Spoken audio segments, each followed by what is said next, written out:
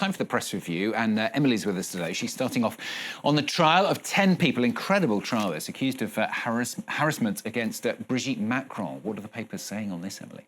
Well, the trial started yesterday and is still ongoing. And of course, the story is in a lot of French papers. Let's start with Le Figaro here today. It's looking at how the accused are defending themselves during the trial. 10 people are accused of online harassment against Brigitte Macron for perpetuating conspiracy theories and for transphobic attacks suggesting that she was born a man. The headline here is a quote from one of the accused: "I am in a Charlie mood," referring, of course, to the satirical Charlie Hebdo magazine. Others defend their rights to satire and to humour. Libé has an article on this also here today. It's going over the events from yesterday and looking at some of the testimonies of the accused. It says that they don't show any signs of regret and are sinking into the absurd. France Info, meanwhile, is having a look at who those people are. There are 8 men and 2 women, all between the ages of 41 and 60, all with very different backgrounds. One of them is a man known online by the name of Zoé Sagan, who had 200,000 followers and was affiliated with conspiracy theories. Another, for instance, is a Trump-supporting psychic.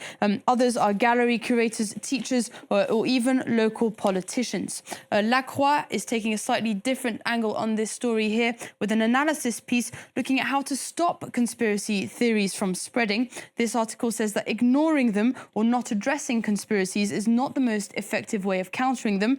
Instead, people should try and reoccupy online spaces and try and provide reliable information for those who aren't convinced by the theories. Yeah, it's going to be incredible to watch that trial as it goes along. Now, meanwhile, Hurricane Melissa, we talked about it in the news, of course, heading towards Jamaica, widely expected to cause a lot of damage. The storm seems to have been worsened, though, by climate change. What can you tell us? Well, this is an article from PBS here looking at the effect of climate change on Hurricane Melissa. It says it's fueling its ferocity. Climate scientists have said that the warming of the world's oceans has helped double Melissa's wind speed in the last 24 hours alone. But there are a few other climate articles going around the press today that I would like to draw your attention to, starting off with this article from the French independent media Reporter here. It's looking at what it calls 601 climate bombs. Now, those bombs are all new coal, gas and fossil fuel projects that are likely to emit 11 times more CO2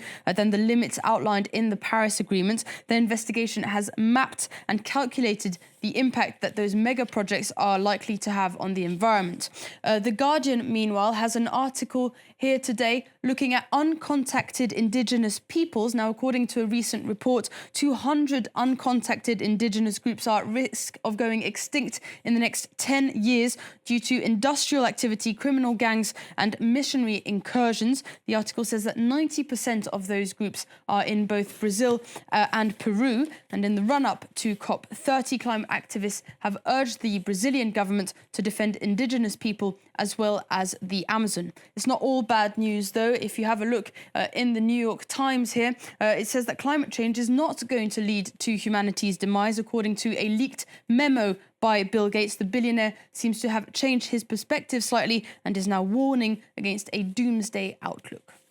Emily's going to take us to Turkey for this next story. An extraordinary sports story. It's been really rocking the world of football, this, hasn't it? Yes, quite a crazy story brought to us by Libération today. This article here, corruption story, a 5-year investigation has found that hundreds of Turkish football referees have been actively betting on games. It's one of the darkest pages in Turkish football history, according to Libé. 371 out of 571 refs in pro leagues, including the National League, have betting accounts, and 150 of those are continuously active. One of the referees is said to have placed over 18,000 bets.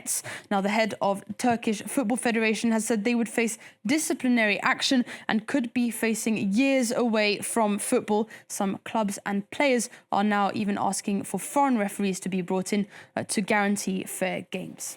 And finally, from Emily, at least we need this, some more wholesome sporting news for us. Yeah, this is quite a cute story in the New Zealand Herald here today. A surfer will be reunited with his board after it drifted over 2,400 kilometres over the course of a year. A custom-made surfboard, quite a rare one, fell off a boat in Tasmania more than a year ago and was found by a kite surfer in New Zealand. Now, he posted a photo of that board online on surfer groups and managed to trace down the owner, and they're going to be reunited and surfing together again next week. Oh, really nice. What's on that board? I can't see what it is. Little crustaceans. They're just little crustaceans, aren't they? They've been living on there for the last 17 months. Surfing around. As it drifted all that distance, 2,400 kilometres. Excellent. Great throw.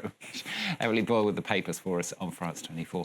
A lot more coming up. We're going to talk in perspective today about Afghanistan, the situation for women and girls, plus, of course, bringing you up to date with all the latest news. Do stay with us.